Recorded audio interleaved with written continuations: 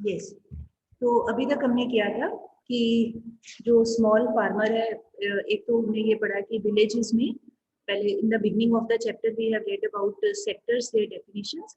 उसके बाद फिर है कि why tertiary sector is growing more in importance because it is contributing more in the GDP of the country with less number of people. Less number of people, they are producing more, they are generating more income. That is why इसकी importance बढ़ रही है। और जो agriculture sector है या primary sector है, that is being faced with the problem of disguised unemployment और we can say under employment. फिर उसके बाद दे हैव टोल्ड कि वे ये अगर डिस्गाइज्ड अनएम्प्लॉयमेंट है तो फिर थोड़ा सा government needs to help the people. कैसे गवर्नमेंट हेल्प कर सकती है? For that they have taken example of one small farmer कि वो लक्ष्मी है, उसके फैमिली मेंबर्स पहले डिस्गाइज्डली अनएम्प्लॉयड है, अंडर एम्प्लॉयड है, मतलब एक ही फार्म पे, स्मॉल फार्म पे सारे all family members are working. फिर कोई और पर्सन उनको थोड़ा सा जॉब दे देता है तो थोड़ी एडिशनल फैमिली इनकम हो जाती है। फिर ना वो एग्जाम्पल में बताया कि अगर गवर्नमेंट की ओर से थोड़ा एफर्ट हो तो poor and small farmers just like Lakshmi they can also be able to do more work अपने, क्योंकि उनके अपने लिमिट रिसोर्सेज तो दे आर वेरी लिमिटेड, अपने पास तो इतना है नहीं। तो थोड़ी सी आउटसाइड से हेल्प हो जाए तो वो क्या कर सकते हैं। फिर उसी के ये एग्जाम्पल्स बताए हुए थे जो हमने पढ़े कि ट्रांसपोर्टेशन की फैसिलिटी हो जाए या स्टोरेज की हो जाए, कुछ आने जाने का अपना वो अपनी क्रॉप को मंडी तक मार्केट तक वो सेल कर सके, कुछ मतलब उनका जाना हो पाए इस तरह से। ये ऐसे ही नेक्स्ट पैरा यहाँ से हमने करना है कि अब है to cultivate her land, she also needs seeds, fertilizers, agricultural equipment and pump sets to draw water. कि अब वो फार्मर है तो उसको सीड चाहिए, उसको फर्टिलाइजर चाहिए, पंप सेट का मतलब ट्यूबवेल लगाने के लिए जो मोटर होती है, पंप होता है, वो सारा अरेंजमेंट करना वो चाहिए। और उसको इक्विपमेंट चाहिए, एग्रीकल्चर में जो भी टूल्स होते हैं, ज्यादा महंगे ना भी सही तो भी कुछ ना कुछ लोग टूल्स की मदद से ही काम करते हैं, तो वो ये सारी चीजें चाहिए। But now she is so poor कि she can not afford to buy this. तो फिर क्या व्हाट कैन बी डन? तो फिर क्या हो सकता है कि अगर बैंक्स उसको लेस रेट ऑफ इंटरेस्ट के ऊपर, जो भी आसपास के एरिया के लोकल बैंक्स हैं, तो they can provide her help by giving her loans at less rate of interest. ये नहीं कि very high rate of interest पे देंगे, फिर तो वो बेचारी कहाँ से पूरा कर पाएगी, इंटरेस्ट का ही बहुत पैसा हो जाता है। तो at cheap rate of interest, cheap यहाँ पर वर्ड एक लिखा हुआ है यहाँ करके, you can underline, if the local banks give her credit at reasonable rate of interest, she will be able to buy all these। reasonable का मतलब कम से कम पॉसिबल, जो कम से कम पॉसिबल इंटरेस्ट रेट हो, थोड़ा तो लेना ही है, बैंक फ्री में तो दे नहीं सकते हैं। तो कोई भी लोन होता है वो फ्री में नहीं दिया जाता, but this thing can be done कि जो रेट ऑफ इंटरेस्ट है that can be brought to the minimum possible level, इतना हेल्प हो सकती है। तो वो अगर बैंक ऐसे करे तो she can take loans from the bank और अपना ये सारा जो सामान था वो she can purchase, she can make use of all these things in her farm अपनी क्रॉप को बढ़िया करने के लिए। फर्टिलाइजर डालेगी तो बेटर हो सकती है, अच्छे सीड्स डालेगी तो बढ़िया क्रॉप हो सकती है, इरिगेशन का टाइम से अरेंजमेंट हो जाए, मतलब instead of depending only on rainfall. Rainfall का क्या है, कभी ज्यादा हो जाती है, कभी कम होती है, कभी ड्रॉट पड़ जाता है, मतलब अनसर्टेनिटी सी रहती है। तो अगर ये सारा कुछ हो जाए तो उसके लिए एक हेल्पफुल सा स्टेप होगा। तो ऐसे ही ये जो मनी का लोन देने का जो प्रोग्राम है ये गवर्नमेंट की ओर से, वो हमारा नेक्स्ट लेसन है, आगे पढ़ेंगे उस लेसन में आएगा डिटेल में। अभी यहाँ पर हमने बस इतने, इट हैज बीन गिवन कि भी लोन अगर उसको चीप मिल जाए। देन फिर नेक्स्ट है कि और कैसे एम्प्लॉयमेंट दे सकती है गवर्नमेंट, कि यहाँ सिर्फ ये नहीं कि लक्ष्मी की बात है तो लक्ष्मी की ही समस्या है, ऐसी नहीं। With the name of Lakshmi all the problems of all the poor small farmers are being discussed here, सभी के लिए। तो और क्या हो सकता है कि in addition to agricultural activities, जो आसपास का एरिया है वहाँ पे some basic industries can also be started. कुछ ना कुछ, सिर्फ बजाय फार्म्स के ऊपर ही डिपेंड होने के, अगर आसपास कोई फैक्ट्रियाँ हो, कोई इंडस्ट्री हो, कोई कारखाने हो, कुछ हो जहाँ पे लोग वर्कर्स के तौर पे काम कर सके, तो जो पहले डिस्गाइजली अनएम्प्लॉयड हैं, घरों पे खाली ही हैं तकरीबन, तो those people can go there to do work, तो उससे उनको इनकम भी होगी। तो नाउ क्वेश्चन अराइजेस कि विलेजेस के आसपास what type of industries can be open. तो विलेजेस के आसपास है क्या हो सकती है, सेमी रूरल एरियाज में किस तरह की इंडस्ट्रीज, जो एग्रो बेस्ड इंडस्ट्रीज है, क्योंकि एग्रीकल्चर का काम है। अपने एक 8th क्लास में अगर आपको याद हो तो आगे भी करेंगे हम ज्योग्राफी में, यहाँ भी in 10th class also we will read a chapter industries का। तो वेराइटी ऑफ इंडस्ट्रीज होती है, एक होती है एग्रो बेस्ड इंडस्ट्रीज, एक मेनली हम कह सकते हैं एक मिनरल बेस्ड इंडस्ट्रीज, ठीक है। तो अब एग्रीकल्चर का यहाँ पर बात हो रही है तो मिनरल बेस्ड इंडस्ट्रीज तो they can be open only setup in those areas only where nearby area में रॉ मटेरियल मिल जाए, मिनरल्स मिल जाए। तो अब सब जगह तो मिनरल होते नहीं है, तो यहाँ पर एग्रीकल्चर के रिगार्ड से ये कहा गया है कि विलेजेस के आसपास के सेमी रूरल एरिया, मतलब कोई टाउन है, कस्बे हैं, तो वहाँ पे एग्रो बेस्ड इंडस्ट्रीज होनी चाहिए। जैसे हम अपना एग्जांपल लें फगवाड़ा का, आसपास विलेजेस है तो यहाँ शुगर मिल है। आसपास के विलेजेस से जब सीजन होता है, सर्दियों का सीजन आता है, तो आप देखते हो कितने बड़े बड़े ट्रक भर के, ट्रॉलियां भर के वो गन्ने आते होते हैं। तो वो सारा क्या है, वो रॉ मटेरियल यूज हो रहा है, और ये शुगर मिल क्या है, this is agro based industry. तो ऐसे ही कोई कहीं पर दालों को, पल्सेस जो होती है उसको प्रोसेस करना, उसको पैक करना, या कोई हनी बनाना, या कोई अपना हनी कलेक्शन सेंटर्स हैं, या कोई बी कीपिंग सेंटर्स हैं जहाँ पे बीज को रख के उससे हनी बनाते हैं, या कोई पिकल बनाने वाले हैं, या कोई सॉसेज या चटनीज बनाने वाले हैं, मतलब कुछ भी, एनीथिंग। आप देखते हो मार्केट में व्हेन वी गो तो कितनी तरह का वैरायटी ऑफ पैक्ड फूड हम लेके आते हैं।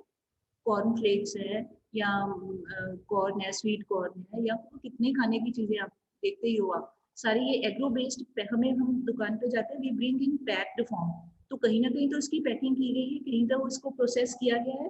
तो ये सारा कुछ क्या है, ये सारी इंडस्ट्री क्या है, this is agro based industry. तो जिस विलेज में जो भी क्रॉप होती हो, ज्यादा जो भी मतलब चीज अवेलेबल होती हो, तो उससे रिलेटेड वहाँ पे कोल्ड स्टोरेज का सिस्टम होना चाहिए कि फसलों को थोड़े टाइम के लिए स्टॉक करके भी रखा जा सके, स्टोर करके भी रख सके। तो अदरवाइज तो सीजनल ही होती है, बट जैसे वेजिटेबल्स हैं, आपने कई बार नोटिस किया होगा, मटर होते हैं, तो जब सीजन होता है सर्दियों में बहुत सस्ते होते हैं और गर्मियों में बहुत महंगे हो जाते हैं। तो अगर कोल्ड स्टोरेज हो तो वहाँ पर सफिशियंट क्वांटिटी में स्टोरेज करके रखी जा सकती है, तो फिर ये प्रॉब्लम भी थोड़ी हल हो सकती है। मतलब जो भी कहने का मीनिंग है कि जो भी एग्रीकल्चर को स्टॉक करने के लिए सामान को, या उसको मार्केट तक लाने के लिए, या उसको इंडस्ट्रीज तक यूज करने के लिए, ये सारा इस तरह का अरेंजमेंट हो, तो फिर उसका फायदा क्या होगा कि विलेज के लोगों को थोड़ा काम मिल सकता है, बजाय सिर्फ only depending on farming, they can do work in all these factories also. तो उससे क्या होगा, उनकी एडिशनल इनकम होगी। ये सारे का मीनिंग यही है। ठीक है, उसके बाद आ जाए आप नेक्स्ट है, यहाँ नीचे एक एग्जाम्पल, और अब अगला एग्जाम्पल दिया हुआ है कि 200 million children in the school going age group में है, out of these only 2/3 are attending schools. Next page के ऊपर आ जाए, लेटेस्ट कम। यस, तो भी हमारे कंट्री में जितने भी बच्चे हैं, ऑल ऑफ देम आर, याद नहीं करना, अपनी फिगर नहीं याद करनी, वैसे हम ब्रॉडली वी कैन से भी द नंबर ऑफ चिल्ड्रन, जितने भी बच्चे हैं उसका हार्डली 2/3% ही स्कूल जाते हैं। तो बाकी के बच्चे वो स्कूल ड्रॉप आउट्स होते हैं, या पुअर होते हैं, या उनको फैमिलीज में घर वाले काम पे लगा देते हैं, अफोर्ड नहीं कर सकते, various reasons can be there.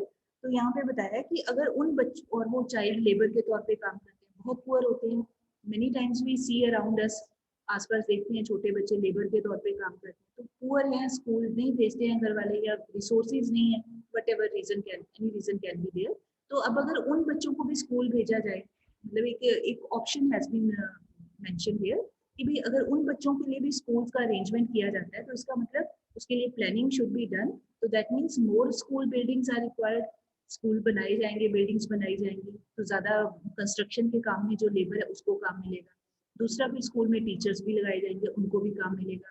फिर स्कूल में सिर्फ टीचर्स नहीं होते, और भी कितने सारे काम करने वाले स्टाफ मेंबर्स होते हैं, सारा स्टाफ होता है, वो सब लोगों को काम मिलेगा। फिर कोई कैंटीन होगी, वहाँ काम मिलेगा। कहने का मतलब एक इंस्टीट्यूशन के करके ऐसा नहीं होता कि एक ही काम होता है, उससे many people they get employed.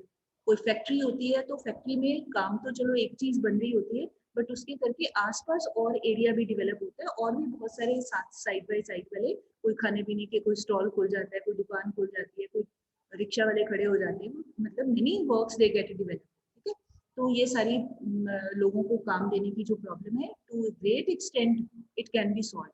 But फिर समस्या वही आ जाती है कि we expect everything from the government, है ना। अब गवर्नमेंट भी हमारी, और प्रॉब्लम ये है कि in our country population is excessively large. बेटे let me see, did I start the recording? हाँ, चल रही, ओके। तो हमारा पॉपुलेशन इज वेरी लार्ज, तो it is very difficult for the government to every time arrange everything for the needs of the, for fulfilling the needs of the people. ठीक है, तो population अगर थोड़ी सी कम हो, कंट्रोल्ड हो, तब तो हम माने। अब क्या होता है कि गवर्नमेंट, ऐसा नहीं कि government does not do anything, it starts many schemes, many programs, many policies, but होता क्या है, हर साल पॉपुलेशन बढ़ती जाती है, नंबर ऑफ पुअर पीपल फिर उतने का उतना ही रहता है और अदर और इंक्रीज हो जाता है, तो फिर वो पूरा ही नहीं पड़ता। पहली स्कीम जो होती है दे हेल्प सम पीपल, अगले और पुअर लोग तैयार हो जाते हैं, तो मतलब उसी चक्कर में गवर्नमेंट का सारा एनर्जी, सारे रिसोर्सेज लगते जाते हैं, ठीक है। तो डेवलपमेंट करने के लिए और इंफ्रास्ट्रक्चर को बनाने के लिए वो रिसोर्सेज कम पड़ जाते हैं, तो मेन तो प्रॉब्लम है हमारे कंट्री की यही है, ठीक। तो फिर उसके बाद है, फिर यहाँ पे next para it has been told कि और विलेजेस या आसपास के एरिया में what type of potential can be there. Potential मतलब किन और कामों को डेवलप किया जा सकता है। तो अगर कोई वहां पर साइट्स हैं, कोई देखने लायक कोई जगह है, तो टूरिज्म का काम भी स्टार्ट कर सकते हैं। अगर विलेज में थोड़ा बहुत पढ़े लिखे बच्चे हैं तो उनके लिए जो आईटी सेंटर्स होते हैं, जैसे कैफे होते हैं ना, इंटरनेट कैफे होते हैं, तो सभी के पास लैपटॉप, सभी के पास कंप्यूटर नहीं होता, तो बट काम तो आजकल ज्यादातर आईटी से ही रिलेटेड होता है।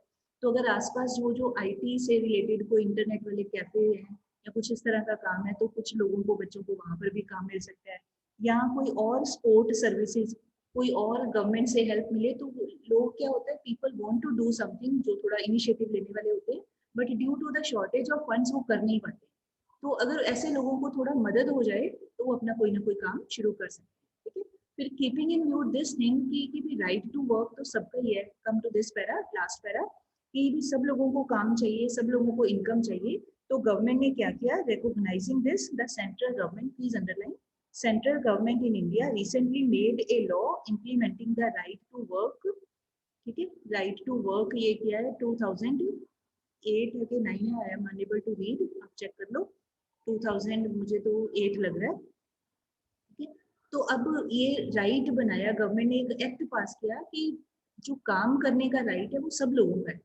जैसे अगर आपको याद हो 8th में आपने पढ़ा था right to live, right to water, पानी मिलना सबका राइट है, पानी के बिना सरवाइव नहीं कर सकते। जीना सबका राइट है, कोई अपने जीने के लिए कोई काम करता है तो कोई उसको रोक नहीं सकते, उसका राइट है ना। तो ऐसे ही ये बनाया, कानून बनाया राइट टू वर्क, सबको काम होना चाहिए। तो उसी को फिर क्या कर दिया गया, उसी एक्ट को ही नाम दे दिया गया national rural employment guarantee act 2005 है बेटे, ये यहाँ पे 5 है, ठीक है। नरेगा शॉर्ट फॉर्म है, सबका एक एक अल्फाबेट लेके आमतौर पे ये पॉपुलरली ऐसे ही बोल देते हैं नरेगा। आजकल तो इसको मनरेगा भी बोल देते हैं, महात्मा गांधी, बाकी आगे सेम नेशनल रूरल, मनरेगा भी आपने सुना होगा न्यूज वगैरह में, प्रोग्राम वही है। तो ये बना दिया गया प्रोग्राम। अब एक्ट को ही मतलब प्रोग्राम का नाम देके कह दिया गया। अब इस एक्ट में क्या है, प्लीज अंडरलाइन, ये very very important question from your papers point of view. Question आपको आएगा, what are the features of NREGA act, या what are the provisions of this NREGA act. तो यहाँ से हमको पॉइंट्स लेने पड़ेंगे। तो इसमें क्या है, all those who are able to and are in need of work have been guaranteed 100 days of employment in a year by the government। मतलब गवर्नमेंट की ओर से इस एक्ट के अंदर, इस एक्ट के अंदर जो ये प्रोग्राम है नरेगा वाला, इसके अंदर क्या कहा गया कि जो काम कर सकते हैं, फिजिकली फिट एंड फाइन है and they are in need of work, तो कम से कम उनको 100 डेज के लिए, 1 ईयर में एटलीस्ट 100 डेज की उनको गारंटीड एम्प्लॉयमेंट दी जाएगी, मतलब श्योरिटी के साथ में उनको 100 दिन काम दिया जाएगा। अच्छा, अब क्या है, आगे क्या है, if the government fails in its duty, तो टू प्रोवाइड एम्प्लॉयमेंट, आप पॉइंट बनाते जाओ अपने accordingly, it will give unemployment allowance to these people, कि अगर कोई जाता है इस प्रोग्राम के, इस एक्ट के तहत कि मैं मुझे नरेगा एक्ट के तहत तो काम दीजिए, तो अगर गवर्नमेंट के पास मान लो काम नहीं है, कोई कंस्ट्रक्शन या कुछ ऐसा जो भी गवर्नमेंट का कोई काम चल रहा है, नहीं चल रहा है, ऐसा तो नहीं होता कि 24/7/12 हर टाइम कुछ चलता हो, कई बार नहीं भी होता काम। तो अगर कोई काम नहीं चल रहा है और वो पर्सन गया, उसको काम नहीं दिया गया अंडर दिस एक्ट, तो फिर क्या करती है गवर्नमेंट, उसको अनएम्प्लॉयमेंट अलाउंस देती है। अनएम्प्लॉयमेंट अलाउंस होता है अगर काम नहीं भी है तो भी जीना तो है ही है ना, भूख तो लगती ही है, खाना पीना तो थोड़ा बहुत है, ज्यादा लेविशली नहीं भी करता है अगला, तो एक आम आदमी जीने के लिए कुछ तो उसकी बेसिक नीड्स हैं, उसको कुछ तो पैसा चाहिए, तो गवर्नमेंट उसको अलाउंस का मतलब फाइनेंशियल मदद करती है। एक तो जैसे मान लो 500 रुपये, मान लीजिए कह रही हूँ 500 रुपये हर महीने उसको दिए जाते हैं, या 600 दिए जाते हैं, तो ठीक है, तुम अपना गुजारे लायक minimum possible, least least minimum possible जिसको बोल सकते हैं, तो वो अलाउंस देती है, ठीक है, जब तक हम आपको काम नहीं देते तब तक आप ये अलाउंस लो, जब काम होगा तो then we will call you, फिर उसको काम पे लगाते हैं, ठीक है। This type of work that would help in future to increase the production from land will be given preference under the act. मतलब जिन ऐसे कामों को गवर्नमेंट आमतौर पर इस पे कंस्ट्रक्शन के काम होते हैं, जैसे आप समझ लो जैसे कोई हाईवे बनाने वाले काम है, कोई फ्लाईओवर बनाने वाले काम है, जहाँ पे फिजिकल लेबर, अब होता क्या है पुअर लोग हैं, पढ़े लिखे हैं नहीं, तो ऑफिशियल काम तो इतना नहीं होता है, वो तो गवर्नमेंट के ऑफिस में पहले से उसके तो कॉम्पिटिटिव पेपर होते हैं, तो ऑफिस में तो कोई कोई कहेगी कि मैं एमए पास हूँ तो मुझे जाके गवर्नमेंट ऑफिस में काम दे दो, ऐसे नहीं होता। यहाँ पर आमतौर पर जो फिजिकल लेबर वाला काम है वही काम होते हैं, पढ़े मतलब बिना पढ़े लिखे लोगों के लिए वही काम ही होते हैं, लेबर का ही काम है। तो ज्यादातर ऐसे कामों में लोगों को लगाया जाता है जो फिजिकल लेबर रिक्वायर्ड होते हैं, फ्लाईओवर, रोड, कोई रेलवे से रिलेटेड कोई कंस्ट्रक्शन का काम चल रहा है, इस तरह के काम, नहरें बनानी है, केनाल्स बनानी है, कोई डैम बनानी है, वहाँ पे कोई लेबर चाहिए, किसी स्कूल की बिल्डिंग्स बनानी है, कोई किसी रोड को पक्का रोड करना है, कच्ची रोड है उसको पक्का करना है, मतलब इस तरह के लेबर के काम। तो ऐसे कामों को ही इस तरह के ये जो एक्ट है इसमें किया जाता है। ठीक है, now let us come to next page. अब नेक्स्ट पेज के ऊपर अब ये इंपॉर्टेंट है पेपर के एंगल से, division of sectors as organised and unorganised sector. ठीक है, यहाँ पर आप please underline this, the way, यहाँ सेकंड लाइन से, the way people are employed, और लास्ट लाइन में यहाँ से अंडरलाइन करिए, rules and regulation that are followed as regards their employ. मतलब अब हमें कैसे पता चले कि लोग जो काम कर रहे हैं, जो जहाँ भी काम कर रहे हैं, ठीक है, पहले हमने कर लिया ऑक्यूपेशन के बेसिस के ऊपर, प्राइमरी सेकेंडरी टर्शरी वो तो कर लिया। अब है कि जो लोग काम कर रहे हैं टर्शरी सेक्टर में, सर्विस सेक्टर में एम्प्लॉयड हैं, तो उनको उनका जो एम्प्लॉयमेंट का सेक्टर है फिर उसको आगे डिवाइड किया गया, उसको ऑर्गेनाइज्ड सेक्टर भी कह सकते हैं और हम उसको अनऑर्गेनाइज्ड सेक्टर भी कह सकते हैं। मतलब those who are doing some job some work, चाहे अपना भी काम कर रहे हैं, तो वो किस कैटेगरी में आता है, ऑर्गेनाइज्ड सेक्टर में आता है या अनऑर्गेनाइज्ड में। Now in this page we have to read this. तो ये एम्प्लॉयमेंट के बेसिस के ऊपर। तो now what have they done, they have taken two examples. अब ये कांता और कमल ये सच वाली बात नहीं है, ये हमें दिस इज ओनली ऐसे बुक्स में जो एग्जांपल्स होते हैं हमें क्लियर करने के लिए दिए होते हैं, कीपिंग इन व्यू कि ये एक रिप्रेजेंटेटिव एग्जांपल्स होते हैं। ठीक है, तो अब है कांता का, आप जल्दी से पढ़ लो, मैं यहाँ से थोड़ा फास्ट ही बोलूंगी क्योंकि वेरी सिंपल एग्जांपल, आप जल्दी जल्दी से अपनी बुक से रीड कर लीजिए। कि कोई लेडी है कांता, तो she is working in some office, तो 9:30 से 5:30 की उसकी जॉब है, सैलरी उसकी रेगुलर है, मतलब हर मंथ उसको सैलरी मिलती है, और she gets provident fund. Provident fund एक प्रोविजन होता है जिसमें मनी मिलता है, मतलब हर महीने सैलरी से कुछ पैसे अपनी सैलरी से करते हैं, कुछ जिस इंस्टीट्यूशन में जहाँ जिस ऑफिस में काम करते हैं वो देते हैं, बराबर का पार्ट है। तो वो एंड में जाके जब पर्सन रिटायर होता है तब अपना वो प्रोविडेंट फंड ले सकता है, मतलब एक तरह से फाइनेंशियली उसकी सेविंग ही हो रही होती है, वो मिलता है।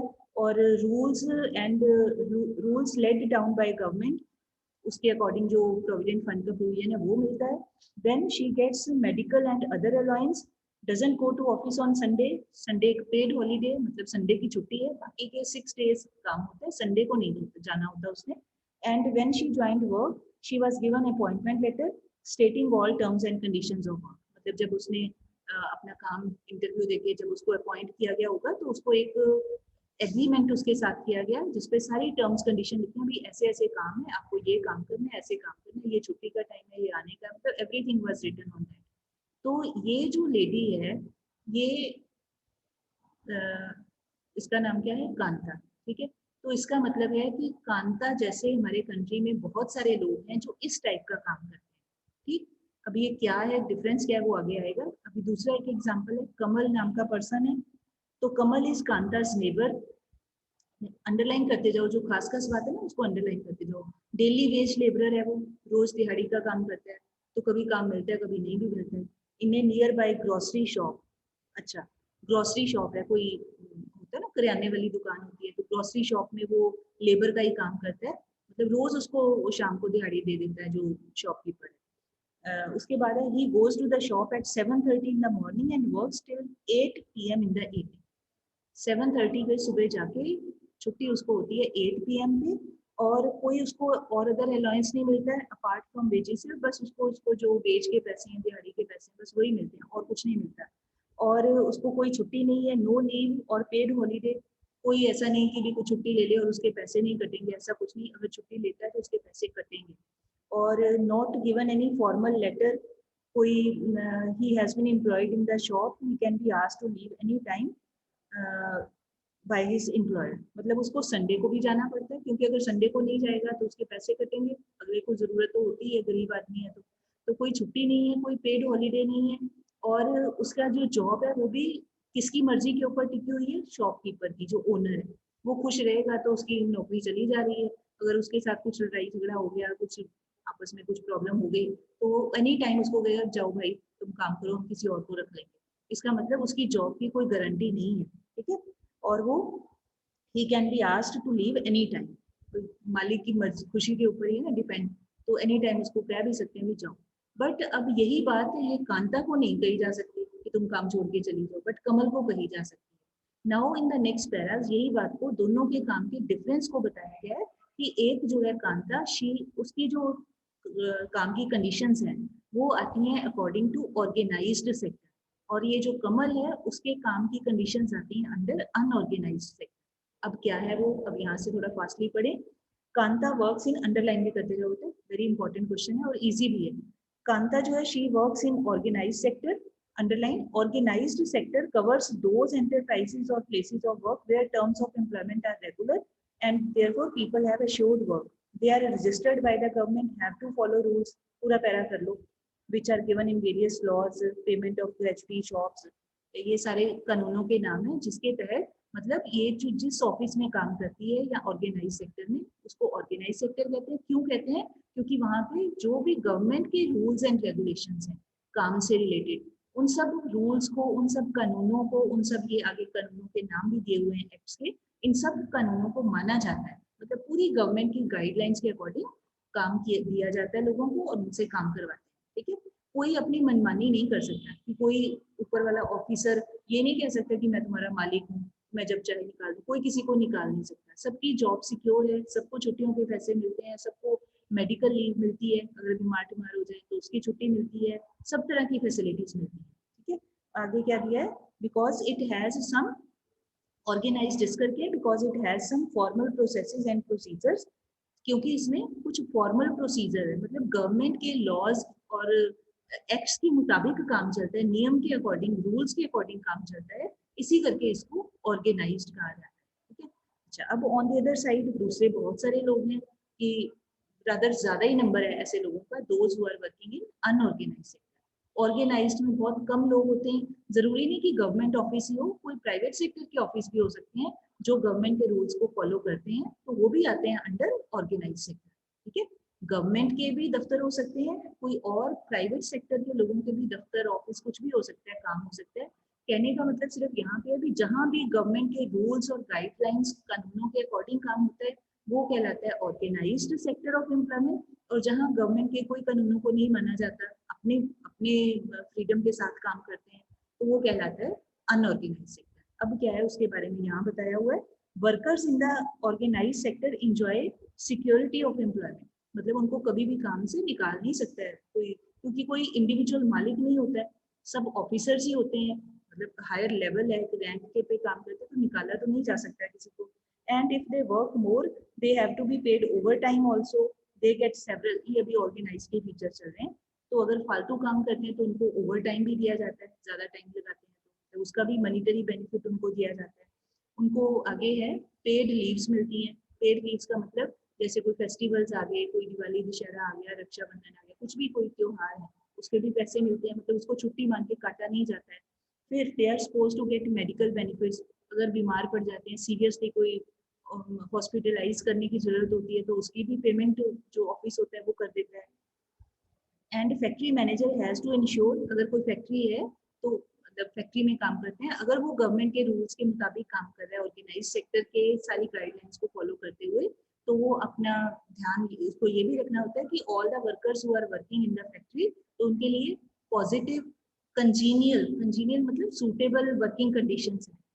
भी जैसे गर्मी है तो फैन है, वो भी तो इंसान ही है ना काम करने वाले, फैन है, पानी का अरेंजमेंट है, वॉशरूम्स का अरेंजमेंट है, कोई खाने पीने के लिए कोई कैंटीन का अरेंजमेंट है, मतलब सब चीजों का ध्यान रखना ये उस फैक्ट्री ओनर की जिम्मेदारी बनती है, वो मना नहीं कर सकता क्योंकि ये सारी चीजें गवर्नमेंट के रूल्स के मुताबिक हैं कि अगर आप इतना लोगों को एम्प्लॉय करते हो तो मतलब ये पता कैसे चले। तो जो लोग अपने जो चाहे फैक्ट्री वाले हों या ऑफिस वाले हों जो अपने काम को गवर्नमेंट के पास रजिस्टर्ड करवाते हैं वही कहलाएंगे ऑर्गेनाइज सेक्टर। मतलब रजिस्ट्रेशन करवानी पड़ती है कि हाँ भी हम आपके रूल्स को मानेंगे।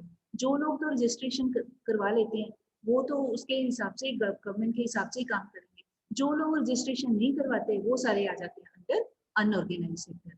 तो अब किसी को ऐसे फोर्स तो किया नहीं जा सकता कि जैसे let me give one example, जैसे अपना स्कूल है, ठीक है। तो अब हमारा स्कूल क्या है, सीबीएसई बोर्ड के साथ एफिलिएटेड है। तो अगर बोर्ड के साथ एफिलिएटेड है तो इसका मतलब स्कूल में सारे काम बोर्ड की गाइडलाइंस के मुताबिक ही हो रहे हैं, उसको इग्नोर नहीं किया जा रहा है। बिल्कुल जैसे जैसे बोर्ड की ओर से इंस्ट्रक्शंस आती हैं हम सारे स्कूल के लोग हम उसको फॉलो करते हैं क्योंकि हम उसके साथ जुड़े हुए हैं, उसके जो भी कानून है उसको मानते हैं। ठीक। अच्छा, दूसरी ओर कोई ऐसा स्कूल हो प्राइवेट किसी ने खोल लिया बट उसने कोई रजिस्ट्रेशन नहीं करवाई, ना ही सीबीएसई बोर्ड के साथ, ना ही पंजाब स्कूल एजुकेशन बोर्ड के साथ, ना ही किसी और बोर्ड के साथ। तो अब वो क्या है, उसकी मर्जी है।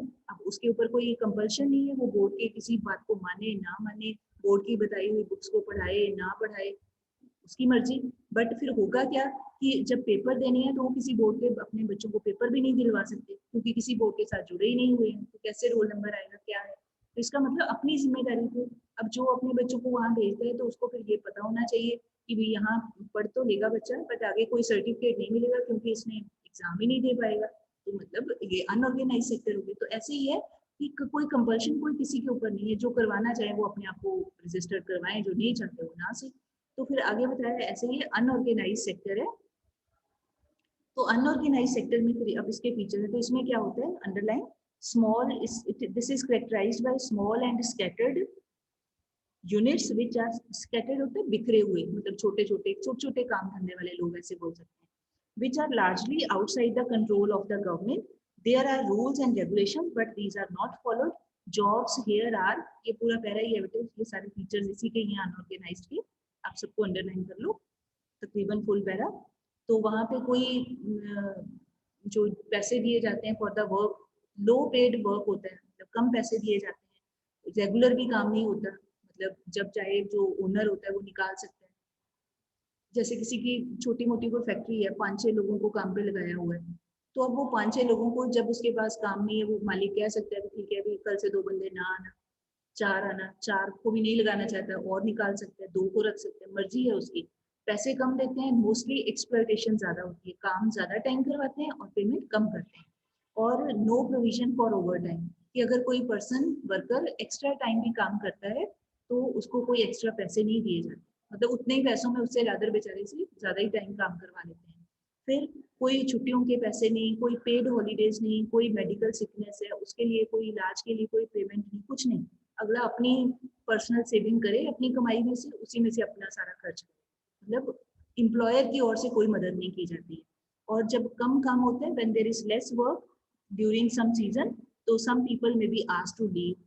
अगर काम नहीं चल रहा है या थोड़ा काम है, सीजन कोई सीजन के ऊपर बेस्ड कुछ ऐसा है, तो जैसे ब्लैंकेट बनाने वाली कोई फैक्ट्री है मान लो, तो सर्दियों में तो काम खूब चलता है तब लोग ज्यादा लेबर को लगा लेंगे, गर्मियों में नहीं रिक्वायरमेंट है तो लेबर को निकाल देंगे, तो कभी भी काम पे रख सकते हैं कभी भी निकाल सकते हैं।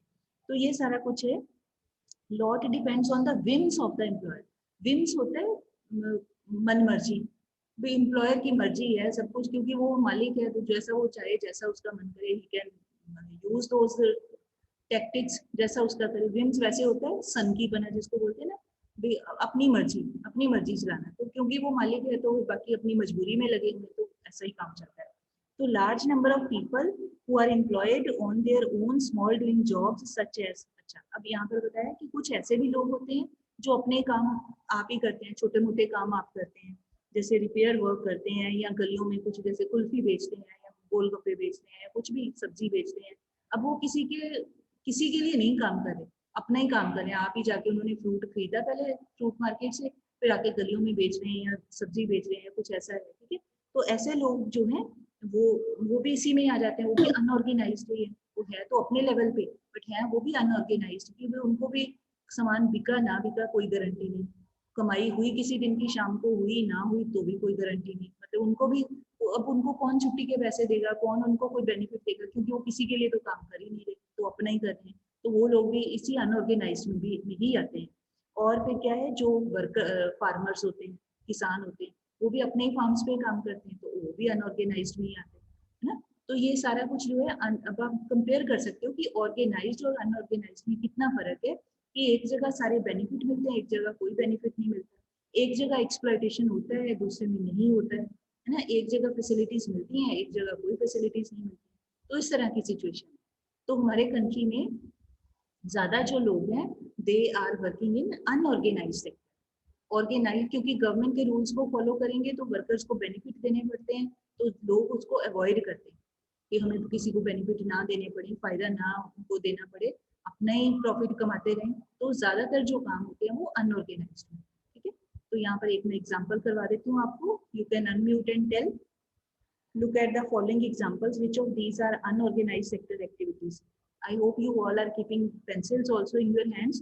तो जो ऑर्गेनाइज्ड का एग्जांपल होगा बेटे उसके आगे लिख लेना ओ, ऑर्गेनाइज्ड, ओ छोटा सा।